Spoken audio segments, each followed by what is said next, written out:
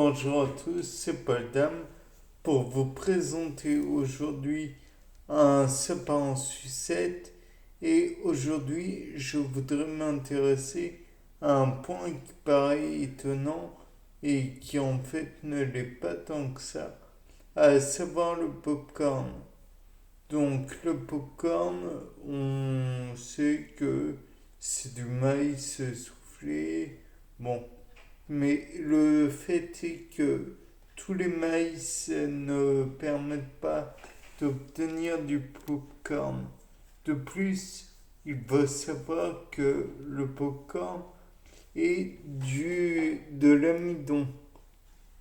Donc, je me demande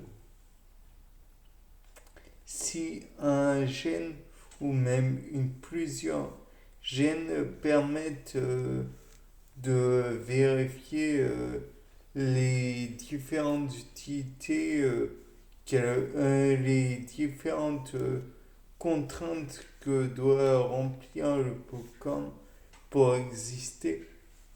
Et le fait est que l'amidon qui en sort, bien sûr, tout le monde me dira, oui, mais comment tu sais, Paul, si c'est de l'amidon ou pas?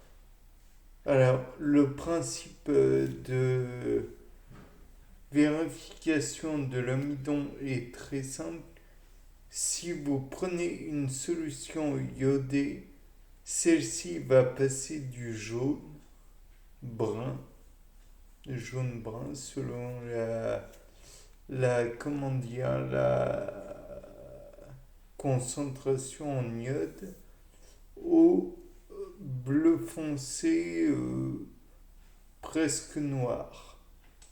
Donc voilà, de là on peut se dire voilà, c'est cool, on n'est pas plus avancé pour autant.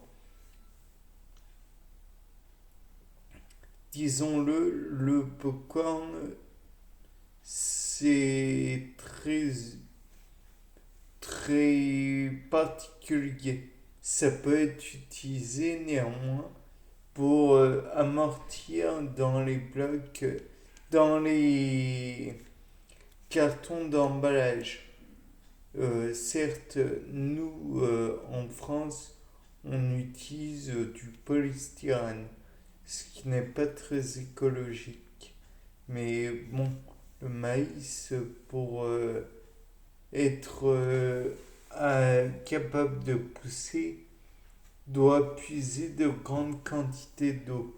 Donc là encore, c'est à se demander si c'est bien écologique.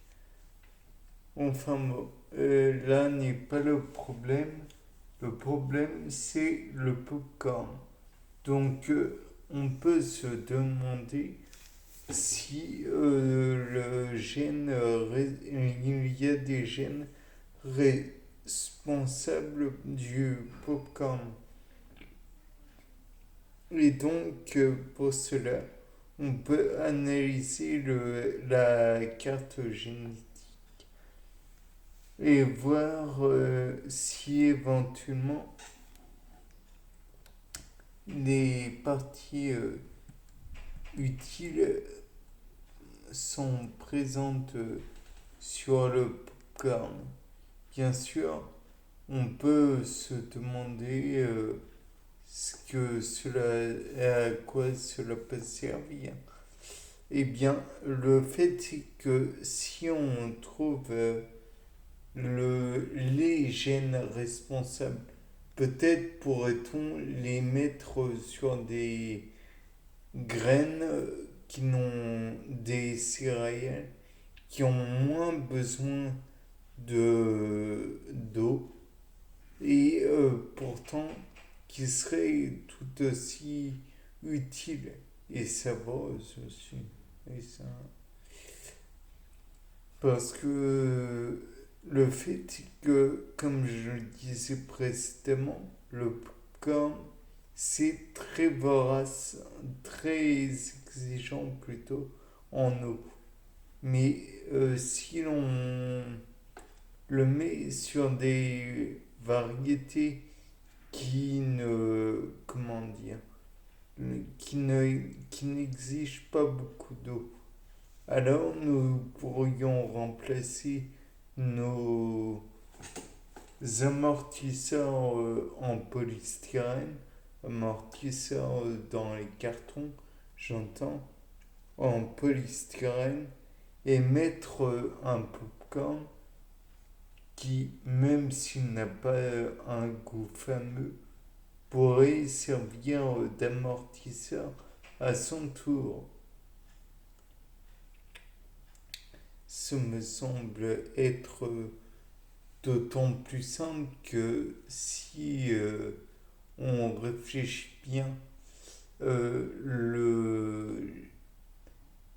comment dire, les gènes en question ne font que recycler une matière glucidique présente dans le maïs, donc n'auront pas besoin de beaucoup de, comment dire, d'éléments autres pour faire le résultat escompté.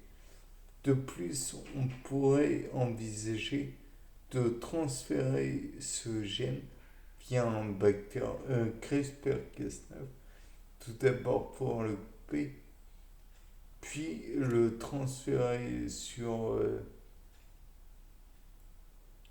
le gène, supposons du blé ou du riz ou je sais pas quoi, via un bactériophage. Et ce bactériophage pourrait insinuer le gène dans celui du blé ou du riz ou de quelque autre céréale, voire même peut-être d'un légume, qui sait, peut-être pourrait-ce être utile, par exemple, de le transférer dans des ou dans un arbre, toujours utile, qui pourrait toujours donner du popcorn à partir de feuilles d'arbre.